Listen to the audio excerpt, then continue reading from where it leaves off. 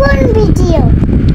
ও ভাবি, এখন কত করে দিচ্ছেন? অরুণ ভাই, শুধুমাত্র আপনার জন্য মাত্র 500 টাকায়। বলেন কি, এত সস্তা? আর ম্যাক্সি কত করে দিচ্ছেন?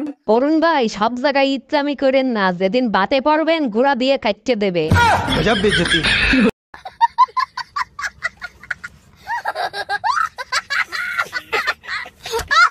লোকে বলে দেওয়ালেরও কান আছে।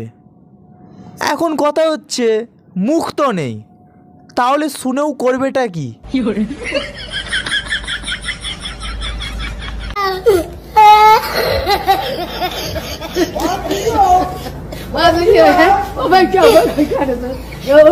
এই তোমার ফোনে টুম্পা ভাবি ফোন দিছে। আমি কাজ করতেছি, লাউড স্পিকারে দাও।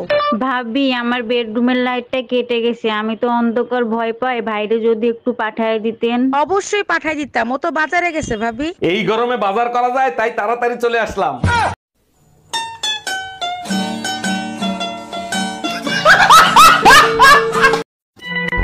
ভাই, আপনার না চিনা চিনা লাগতেছে, কই জানি দেখছি।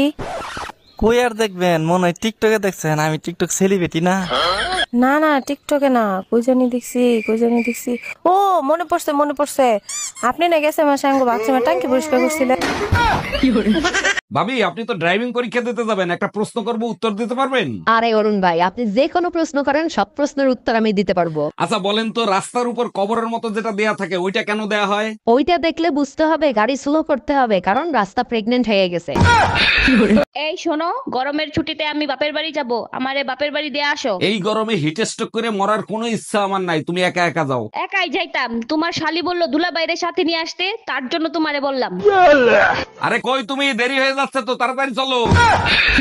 বন্ধুগণ, আমি জীবনে বিশাল বড় একটা ভুল করেছি। আমার জীবনে কোনো একটা বুদ্ধিমতী মেয়েকে বিয়ে করা উচিত ছিল। তোমাকে কখনো কোনো বুদ্ধিমতী মেয়ে বিয়েও করবে না। এইটাই তো আমি প্রমাণ করতে চাইছিলাম, এটা আমার বউ।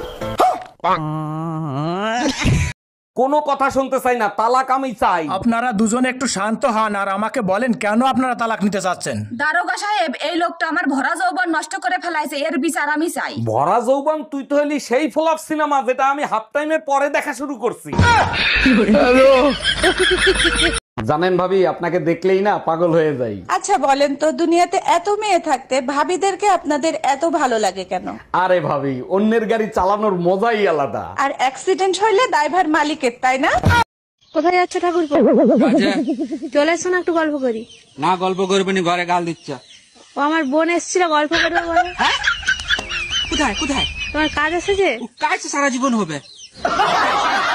এই, তোমারে কাঁচা আম আনতে বলছি আচার দিব বলে, তুমি পাকা আম আনছো কেন? কি উল্টো পুল্টো কথা বলতেছো? আমি তো কাঁচা আমি আনছি, পাকা আম আসবে কোত্থেকে? আমি কি মিথ্যা কথা বলতেছি? রান্নাঘরে গিয়ে দেখে আসো, সব আম পাকা। আম নিয়ে আসার সময় দুই মহিলা অটোতে ছিল, আমার মনে হয় ওই দুই মহিলার কথা শুনে আমগুলো পেকে গেছে।